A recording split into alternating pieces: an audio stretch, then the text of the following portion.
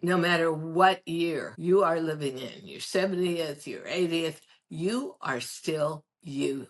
And that is one of the greatest compliments of all. Well, hi, everybody. Diane Gilman here, formerly known as the Queen of Jeans, but now the proud host of Too Young to Be Old. And speaking of being old, I am definitely an OG, an old girl, proud of it. But people keep asking me, what about aging has forced you to let go? Let go of things that meant something to you. I think you're going to find my answers shocking and at the very least, really surprising. So let's get started. What did I let go of? And now I'm sure that there are going to be people out there in the audience saying, letting go of having your hair very long, letting go of dressing sexy, letting go of certain kind of sport like jogging. No, none of that stuff. Everything is much more in depth on a kind of spiritual level. So I would say, just as preface, I had a very, very, very difficult childhood. A lot of violent fighting in my house, a lot of restriction, duplicity, and dishonesty, and I had to leave. And I never came back. I would say the number one element that aging has forced me to let go of is anger and rage. And I had plenty of it. And I am working diligently to actually replace that rage with peace of mind. That means everything to me. And I will just also say, I honestly never considered myself old until the day I turned 80.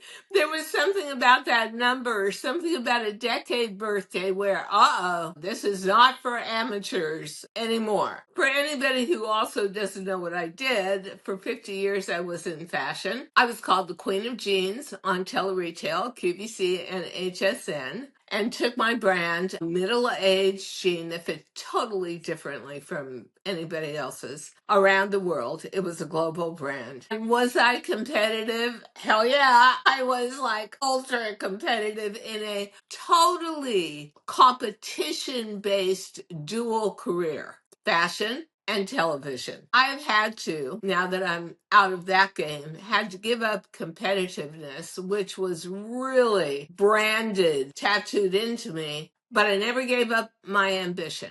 I always felt this part of my life, I was going to strive to do something else. So gave away the competitiveness, but definitely kept the ambition part of it. And it makes perfect sense to me internally. I also was in one of the most judgmental careers imaginable. It was visual, it was youth-based, it was money-based. It was unbelievable how many pitfalls there were for you to be correct. And judgmentalism was really used like a cudgel. But I have worked very hard in this period of my life to give up judgmentalism and take acceptance and realize not everybody is out there to have a huge career. Not everybody is out there with the same goals as I had. That's a difficult one. That's almost like changing yourself elementally. But you know what?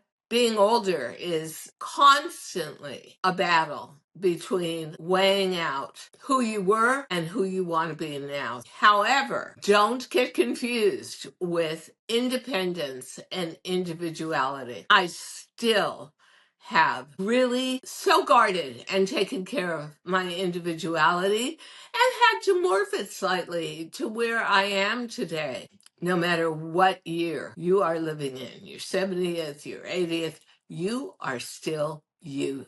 And that is one of the greatest compliments of all. I was never really a woulda, shoulda, coulda kind of girl. But I have let go of regrets. Yeah, I didn't do everything purposely or perfectly. But regrets are a waste of time.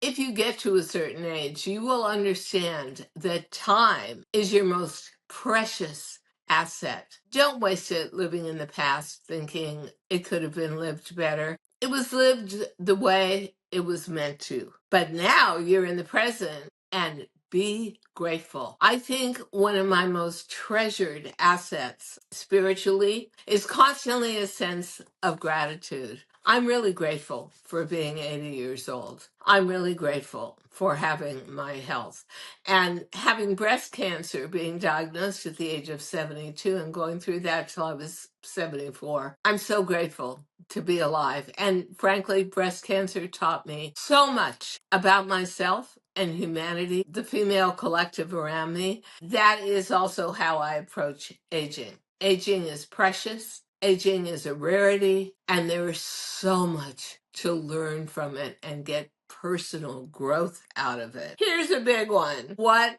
I let go of that I would never get back again are other people's expectations of who I should be and what I should do with my time. Oh my God, I got so much blowback when I left fashion and tele-retail at the age of 78 and a half. Almost immediately took what I knew my communication skills were and went into social media. And when I go into something, I go into it full throttle, very focused. I'm in it to win it. There goes my competitiveness. And I'm in it to enjoy it too. And people were like, you should just be taking cruises. What's wrong with you? You worked your butt off all your life. You should be relaxing. No, I shouldn't be doing anything that you think I should be doing, because guess what? You are not me.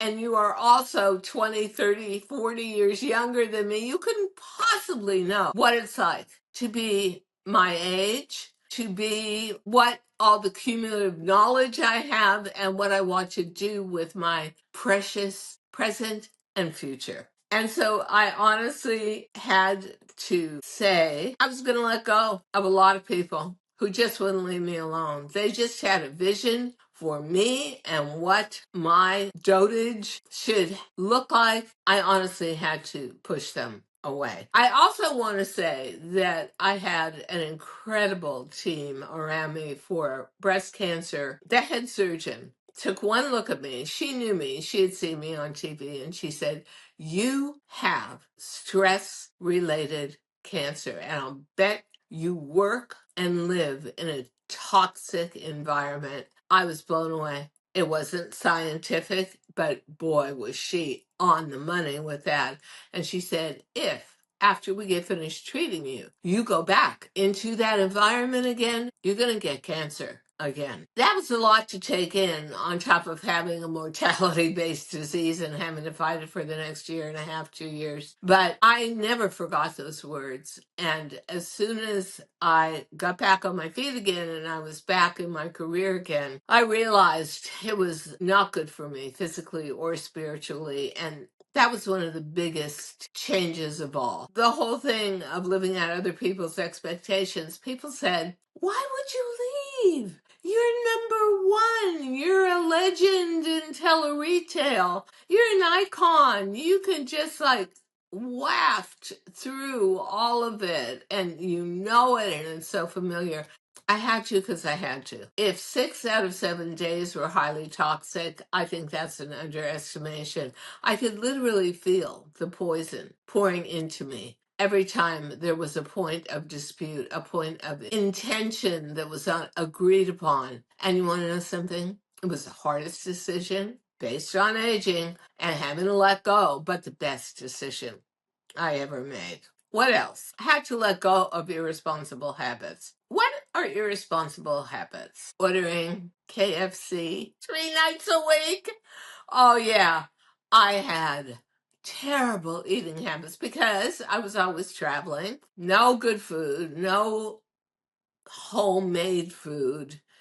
And my whole palate was just used to that. But something happened at 80. A switch went on, and it was like, this is your body. You've got one body to take care of. It is your entire vehicle, your body, including your brain. Stop being irresponsible. Stop thinking you're a kid who's 25 years old, and stop abusing it. And truthfully, getting into more responsible habits was a total discipline. It made me feel good. I felt like I was more in control. That whole thing of self-care interpreted to self-love and has been one of the most positive moves I ever made. Again, I would say that because I was in two highly visual fields, fashion and television, hello, two areas of industry where it is almost a sin to grow old. I had to completely reframe myself. And I would say that the demarcation point for me was 8 years ago with breast cancer. Stopped dyeing my hair, had to come up with a whole new image, had to stop pretending I was 20 years younger than I was. You know what? Somebody just wrote me on, I think, Instagram and said, Diane, you should cut your hair. You look 20 years younger. You look too old for long hair. Huh?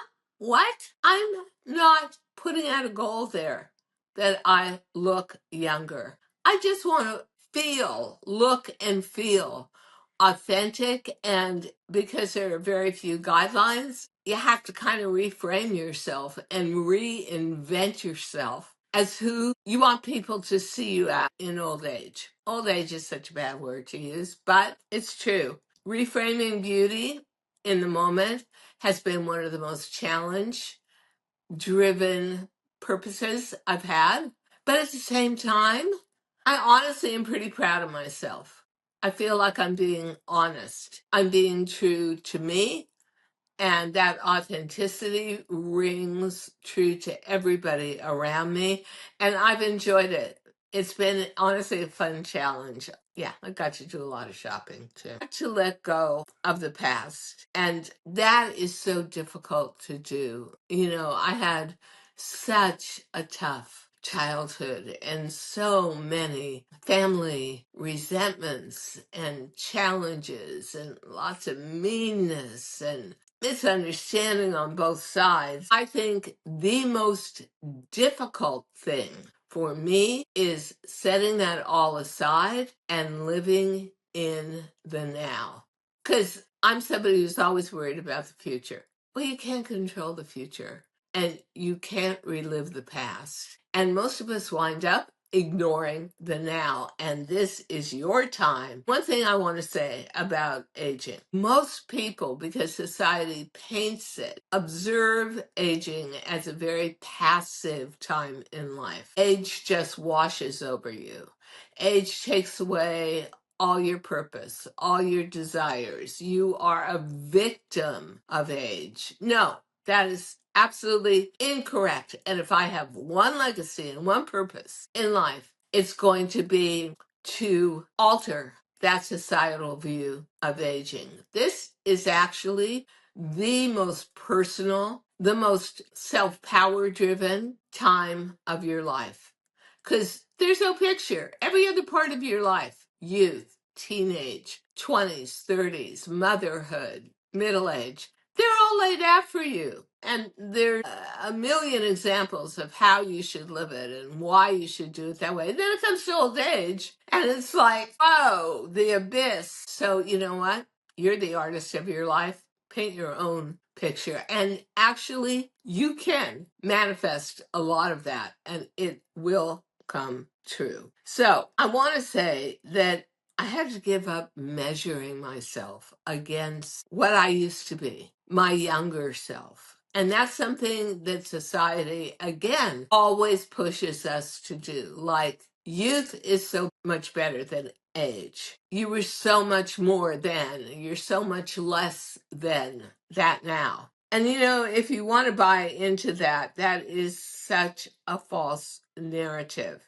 That you no longer exists. So why are you belaboring it? Time only goes in one direction, forward. You are not a salmon swimming against the current. You are not ever going to get back there again. So why not work with time? Don't even worry about what no longer exists and build a true narrative, an authentic you narrative of exactly where you are right now. I have people that will forever have an indelible part of my spirit and my heart. And one of them is somebody, female Jane Goodall, who I could not respect more. And she so faced death and actually left reams of thought and saying as her narrative and her legacy. And she said, and it could not ring more true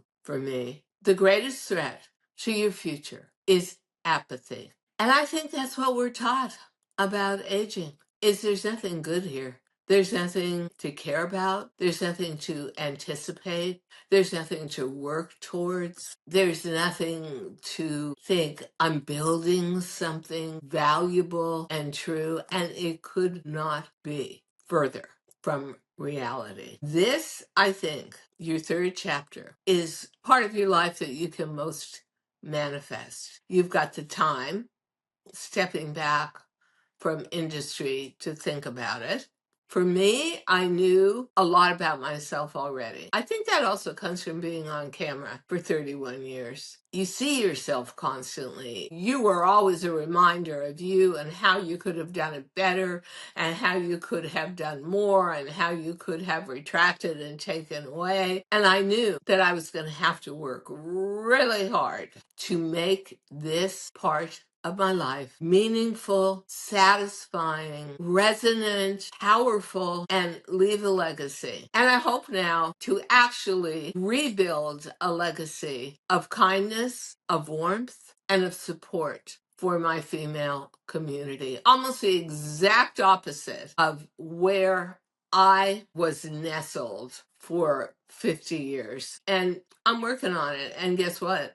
It means a lot to me. And let me say this to anybody, and that is probably everybody, who is terrified of growing old, who sees it as a complete decline in life. The winter, the harsh winter of life, that harsh winter can be lived in a beautiful cabin with a roaring fire and giant floor-to-ceiling windows looking out on a gorgeous, magical snowstorm. It's your choice. It's your construct. Don't ever give up on your goals. And if nobody understands why you have goals at the age you're at, 55, 65, 75, 80, like me, then they're simply not meant to understand that. It has nothing to do with you and your truth. Maybe they're not meant to go along on this part of the journey with you. But keep yourself intact. Give yourself purpose and know your worth, even if society doesn't. Tell yourself every morning when you wake up, you're so grateful to be alive and you are worth taking care of and building upon. You know what? Times are tough right now. Sometimes it's comforting to just go internal and work on yourself. So, ask me on a beauty level about all the things that drive me crazy about the cosmetic industry as all of us, you and I, are growing older. And one basic point I will tell you is if you have made the decision to have natural gray hair or white hair like me, you can't find an eyebrow pencil in the right color. Oh, it's so weird. You go out into the market and yeah, there's like warm blondes and beiges, but that doesn't look right with salt and pepper. Until you get to Prime Prometics, which is literally the only eyebrow pencil on the market that comes in a gorgeous shade of medium gray. It looks natural. It is a very thin pencil, so you can actually feather in the lines. Very easy to work with and stays on for hours and hours. So if you want to bring your look closer together where everything melds and you want a more authentic look in your makeup, because it's so weird to put on your makeup and then have to put on a different color than your hair for your eyebrows. No, you do not have to suffer that way anymore. Prime Prometics, they're gray eyebrow pencil is superb and truly in an entire cosmetic market. It stands head and shoulders above the rest and is truly unique and tailored to us older girls. Thank you, Prime Promedics. And of course, go to primepromedics.com, type in our code, and get a discount. You are going to love this product. It is truly tailored for us older girls, and I am so grateful to have it in my life and my beauty kit. It is kind of like going to a cosmic beauty salon and getting a facial and lashes and hair and nails, and protect yourself spiritually. Uphold everything you believe in and love your legacy. And may I wish to everybody that you always remain too young to be old. Thank you so much for listening to Too Young to Be Old podcast. The episode may be over, but the fun doesn't have to stop here. Find us on Facebook, Instagram, TikTok, and YouTube at The Diane Gilman, or visit our website, thedianegilman.com. If you like the show, leave us a rating or a review and subscribe so you don't miss the next episode. And until then, don't forget, age is just a number. Together, we'll prove that we are all too young to be old.